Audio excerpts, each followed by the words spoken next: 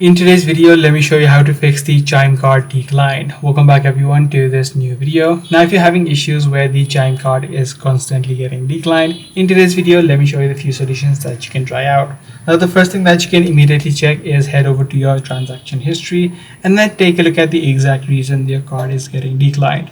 So just head over to the transaction history and pick the transaction that is getting declined. And right here, you'd be able to see the exact reason. So in this situation, as you can see, it says international transaction were turned off. So if this is also the case for you, you can simply tap on the allow transaction in settings and you should be able to turn this option on. But however, if this is not the case for you, you'll also need to check if your card is frozen or turned off.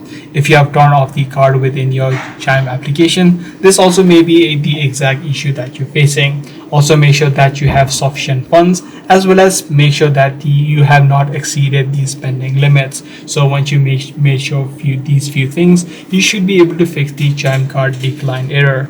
If this guide video did help you out, be sure to subscribe. I'm going to see you in the next one.